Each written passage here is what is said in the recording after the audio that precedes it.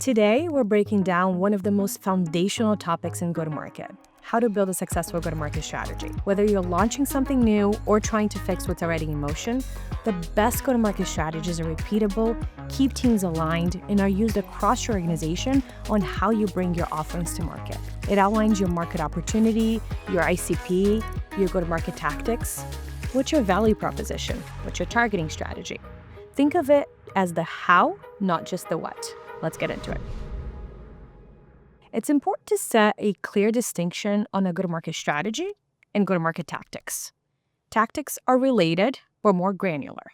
The specific motions you go through that align to that broader strategy. Your go-to-market strategy gives structure to all of those things so they're not random activities. Now, why does that matter? I recently worked with a company whose ICP was actually pretty solid. It was very broad, there were a lot of accounts, but the accounts they were targeting were good fits for their product. Their issue was in lack of prioritization and misalignment across teams. So their SDRs were calling accounts alphabetically, marketing was targeting based on intent signals, and their AEs, based on their experience, were just picking whatever accounts they liked. Nothing was intentional.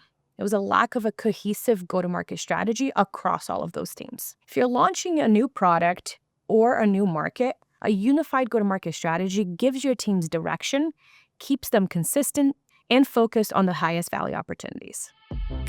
One of the most common mistakes I've seen is copy-pasting old motions onto something new. There was a company I partnered with that launched a new product, and they just started selling down to all of their existing customers. Yes, that makes some sense. But by not revisiting the use cases, personas, and the pain points that this new product solved for, their opportunities were stalling with the wrong buyers. Now, that's not to say that their customer base that already uses their core offering wasn't a good fit, but they really weren't calculated about how to target these new companies for this new product. New product and/or new market, new go-to-market strategy, always.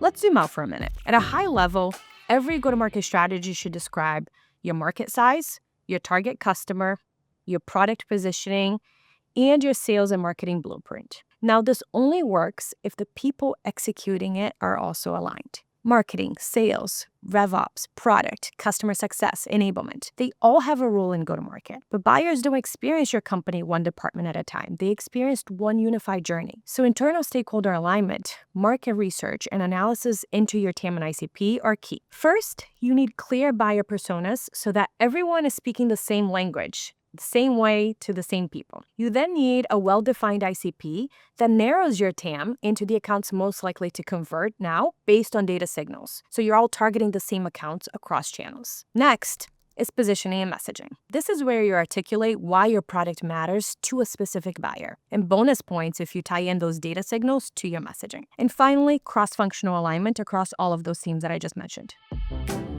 Now, data is such a key part of this, more than I think people realize. Your ICP is only as strong as the data that it's built on who your buyers are and when they're actually in market. Your prioritization is only as accurate as the signals behind it. And your messaging is only as relevant as the insights you're using to write it. Signals, buying committees, intent. All of that becomes the foundation of a truly data-driven go-to-market motion that supports your overall strategy. When every team is using the same signals, the same targeting strategy, and the same narrative, execution becomes smoother and more predictable.